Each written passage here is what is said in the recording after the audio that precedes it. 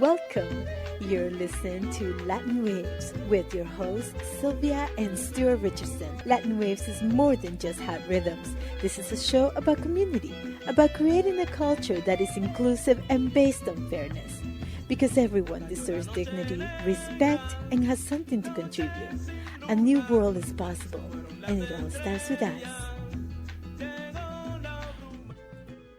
I'm delighted to be joined by economist Dr. Robin Hanhel. Thank you so much for joining us this morning. It's great to be with you, Sylvia. Now, we've been told that capitalism is something that is cyclical, that is always going to bounce back up.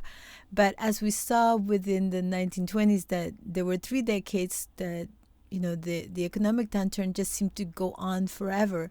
Can we talk a little bit about how does it compare to the cycle of downturns that we've been experiencing since 2008? And what does it mean for us on the left in terms of creating an economic planning that meets the needs of the people? The big picture is that capitalism, one of the features of capitalism is that it frequently experiences, large drop-offs in economic activity that nobody seems to be able to do anything about. And this has been going on from time immemorial. There are versions of capitalism that have managed to figure out ways to use what is commonly called fiscal policy and monetary policy to prevent these downturns from being as bad as they would otherwise be. That revolution in economic thinking and the practicing of fiscal and monetary policy to diminish the magnitude of recessions and depressions and to avoid financial crises, that was commonly known as sort of Keynesian economic theory.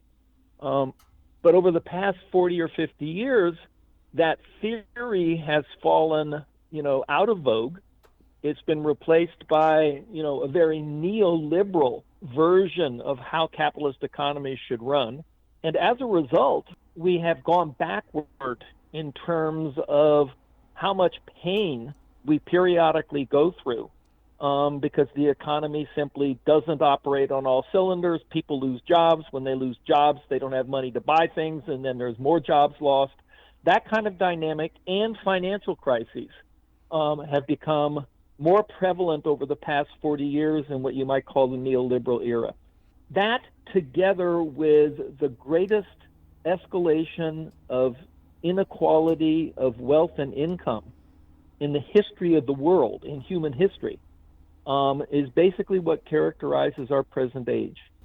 I find interesting that we are facing one of the worst financial crashes in history since the Great Depression. We've been told in 2008 when Obama came into power, a lot of people were hopeful that the first Black president, right, we would have some economic evolution, perhaps, and rather than doing things as it's always been done. So what have we learned, though? Because it seems that we keep reinventing the capitalist system and trying to fix it and tinker with it. But in the end, it's an extractivist system of economics that depends on an unlimited world to exploit, extract from. So is it time for us to reconsider what else is possible? It puts us in a very difficult situation. Progressives in the left, are not in a good situation. On the one hand, we have a version of capitalism that is unnecessarily self-destructive in terms of an aggravated business cycle, that no longer is sort of managed sensibly, and in terms of increasing dangers of financial crisis. The other thing that has gone on at the same time, which I think has actually become an even bigger crisis, is that I don't believe that capitalism necessarily had to be dominated by the fossil fuel industries as its most powerful industry. There's a debate on the left about whether or not, it's possible to have capitalism that doesn't destroy the planet, in terms of causing climate change. And one of the things that I mentioned to people, I said, well, what if 300-400 years ago, religions had been religions that looked at extracting oil or coal from out of the ground, well, that was simply something that religion didn't allow. It was, it was a blasphemy. Well, then capitalism would have still evolved, and it would not have evolved with an energy sector that was dominated by fossil fuels. And it would still have been capitalism, and it would have still had all the other problems that capitalism is associated with. But that is not actually what happened historically. Instead, what happened historically was that capitalism evolved, and it evolved with an energy system that was dominated by fossil fuel burning. The scientists now tell us this is a bona fide disaster. We have a very short time period to do something about it. And yet, not only do we have neoliberal capitalism and its incredible increase in economic inequality, and its incredible increasing tendency to have financial crises, recessions, and depressions, we have a version of capitalism that continues to be dominated by the fossil fuel industry that is basically preventing the solution of the problem that faces humanity and civilization as we know it. So that's the context in which we operate. And I think what it means is two things. Progressives and people of goodwill have to do two things. We have to do everything we can, to do something about preventing climate change short of replacing capitalism worldwide, because it's just not going to happen fast enough. And we have to do things that prevent the pain of rising inequality and periodic crises, from affecting people. We have to fight for reforms and try and elect candidates that will do the best that's possible, protecting people from the ravages of neoliberal capitalism. At the same time, and I think young people seem to increasingly get this, young people increasingly get the idea that this system is just not a good system. There is now a lot more popular support, particularly amongst the younger population, for something that vaguely is called an alternative to capitalism, some sort of socialism. So I think that also is, in the long run, the solution.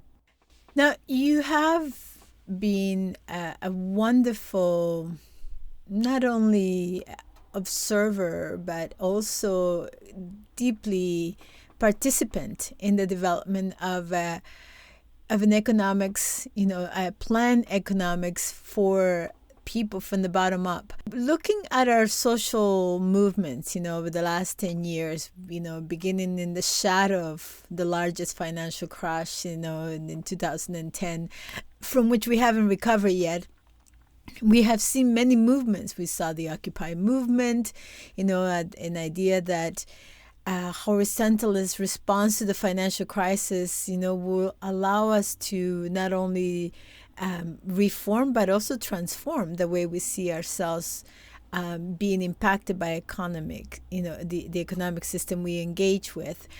We also saw movements around the world. We saw in Europe the left-wing parties and various kinds, like Syriza in Greece and Podemos in Spain.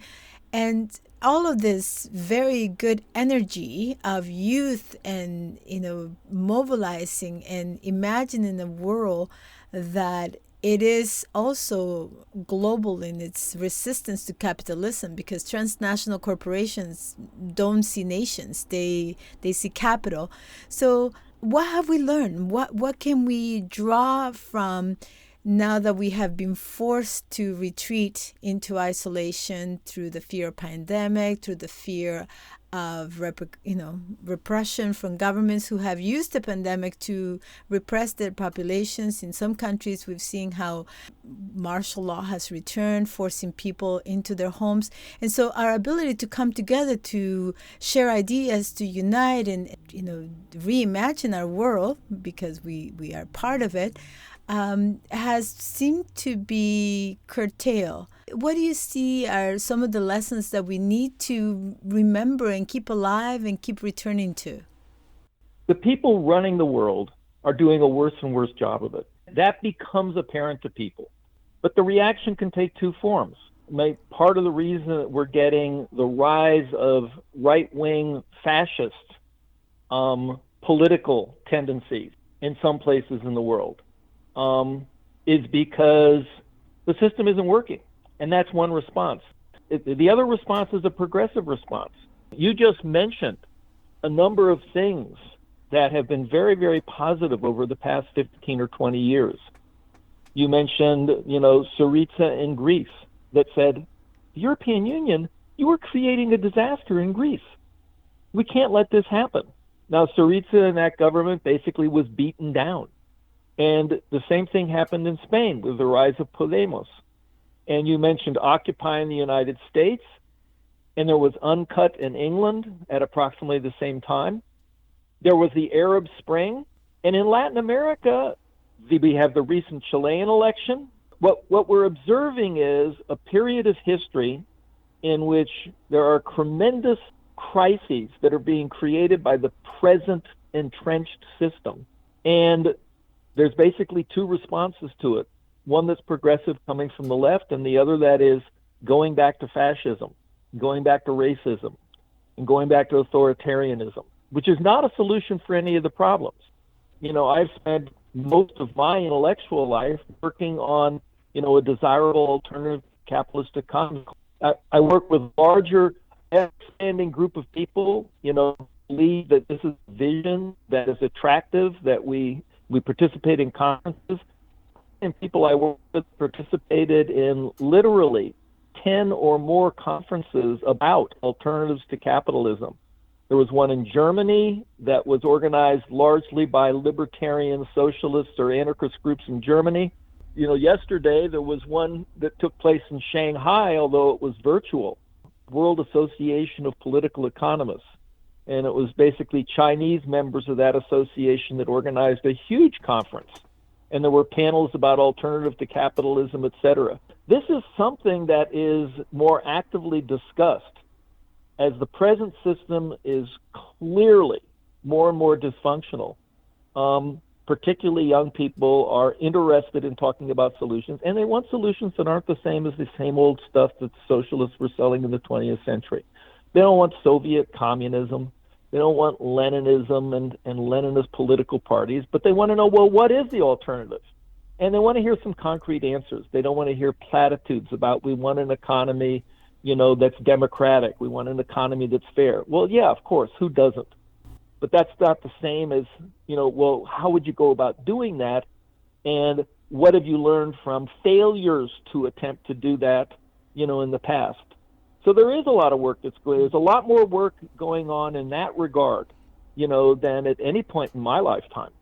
On the other hand, every day when I open up the newspaper, I read 3 or 4 newspapers first thing in the morning, and most of it is just very frightening and scary stuff that just makes me think, wow, there are so many things that could go so wrong so quickly. How are we going to manage to avoid that?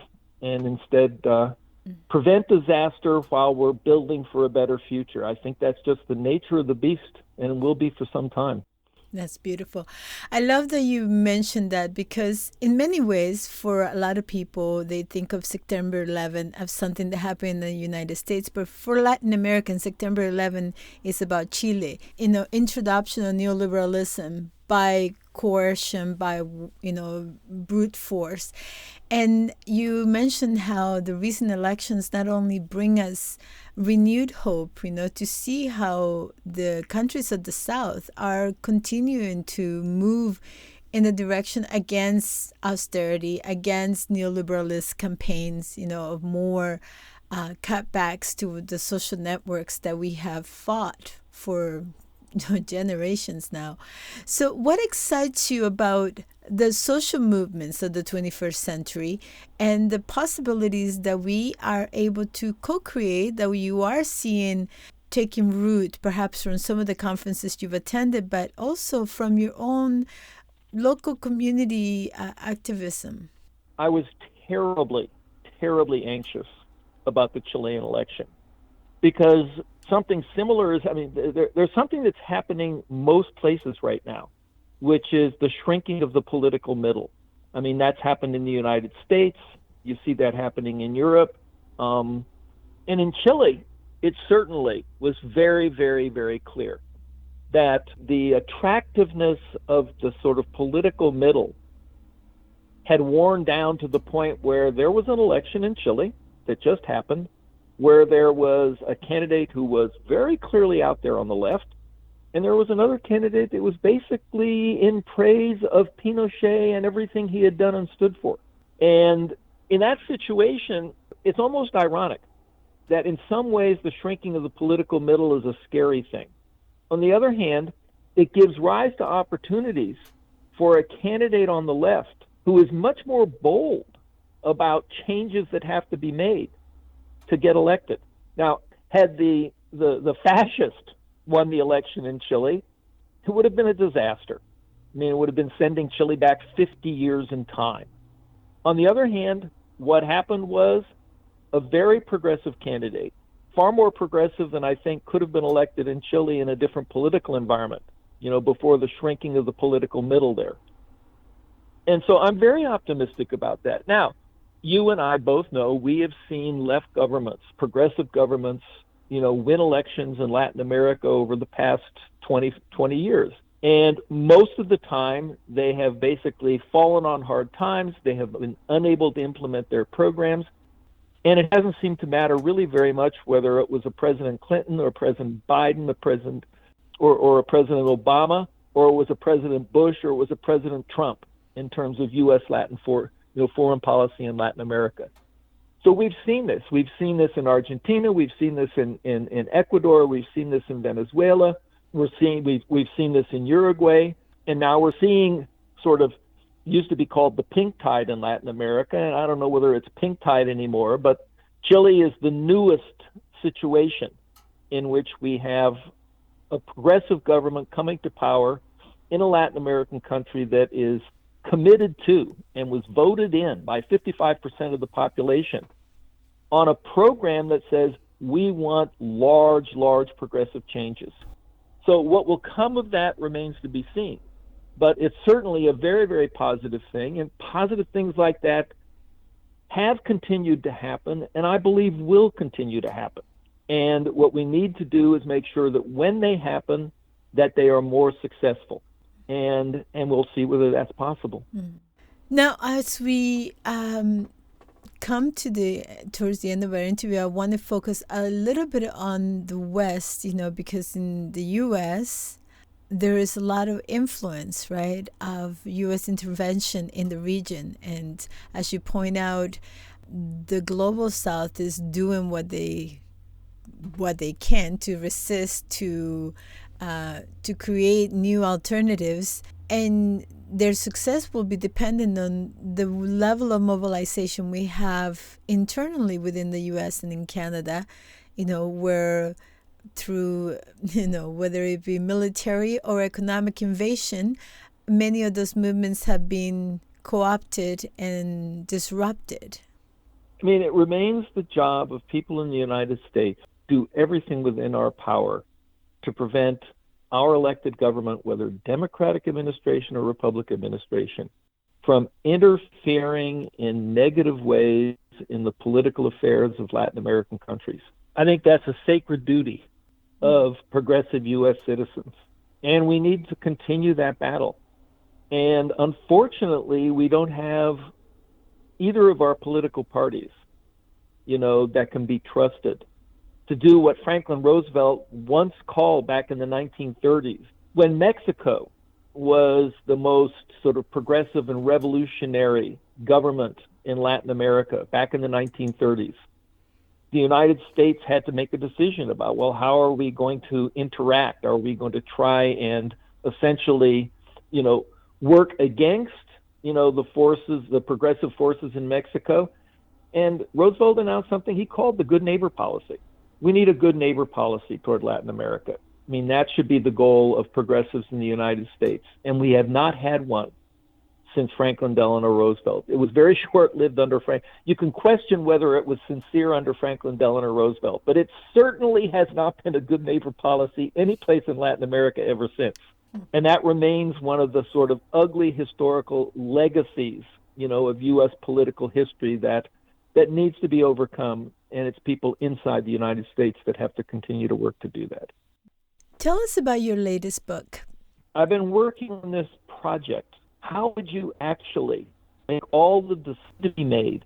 How would you do this in a way that that outcomes are fair, that, when people exert greater effort and make greater sacrifices in work, yes, they're rewarded more, but that's basically, the system for how it is we reward, people for working in the economy. How do you answer the dilemma that 20th century socialism faced, that when you plan an economy, the planning can be taken over by a planning agency and people are essentially disenfranchised. They no longer have much say over what it is that's going on in their workplace, what they produce and how they produce it and how they go about it. How can you basically breathe self-management and autonomy into a socialist economy? So I've been working on this project for a long, long time. And I'm sort of happy that Democratic Economic Planning, which was published by Routledge in July last year, is sort of it's the product of all that. I'm going to say this with tongue in cheek, but it's my magnum opus. It's sort of the complete, it's whatever I have to offer at this point in my life at the end of 50 years of working on this. And one thing I'm very proud of is there were a lot of questions that I don't think we had ever really proposed answers to before. I mean, we had made proposals about how worker councils and neighborhood consumer councils can do annual planning.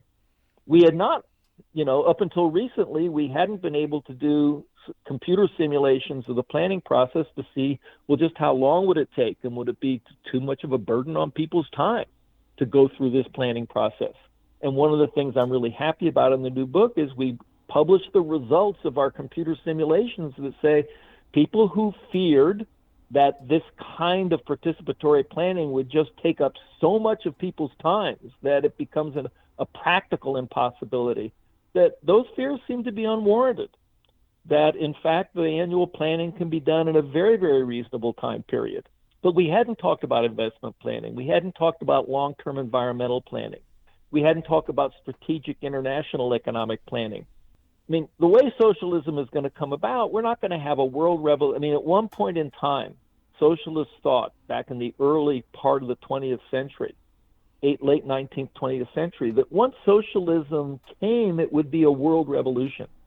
Lenin and the Bolsheviks thought there was going to be a socialist revolution, in Europe, in the aftermath of World War I. And there might have been, but there wasn't. It's now clear to me that what will happen is that countries will try and develop socialist economies sort of one country at a time.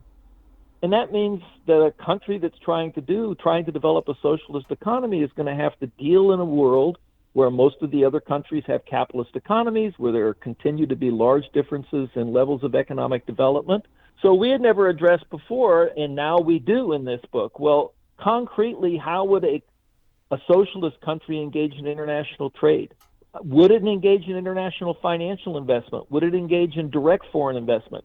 How would it go about doing those things? It's written both for activists and for economists, because economists want to know whether planning procedures, well, can you do a formal analysis of the planning procedure, and under what assumptions can you prove that certain things will happen?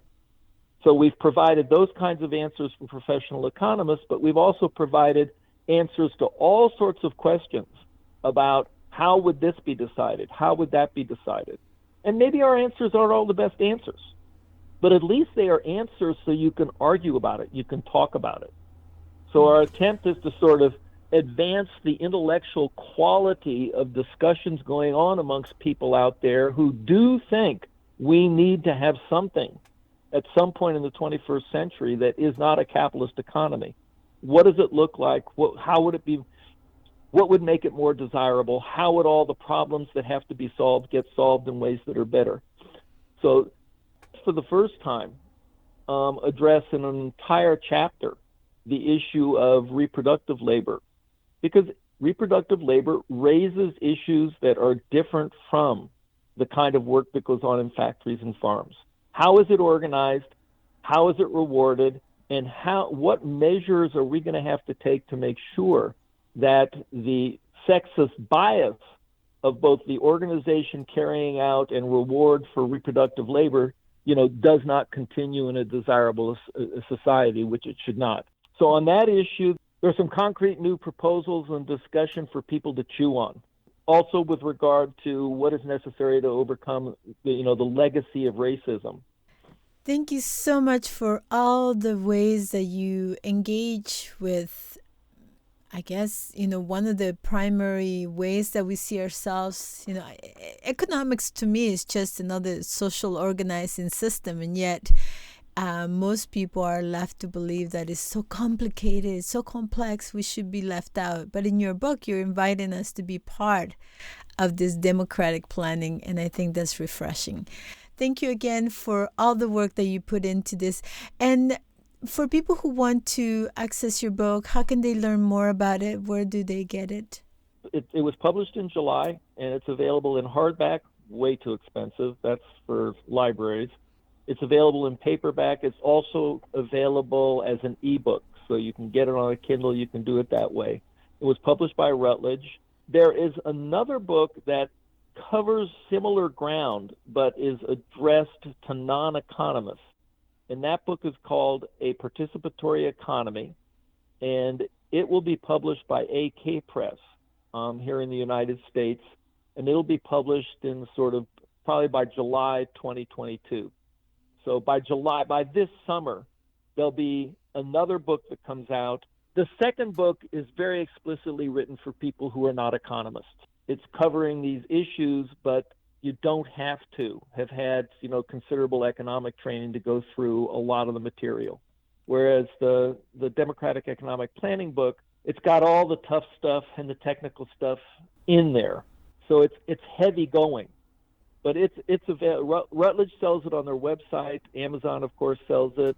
And it will be in university libraries, because I think it's the kind of book where its lasting value will be because it's on the university library shelves, and it can be used in classes, people who are studying economics and economics that's an alternative to capitalist economics. Wonderful. Thank you so much for being with us today. It was great being with you, Sylvia. Take care.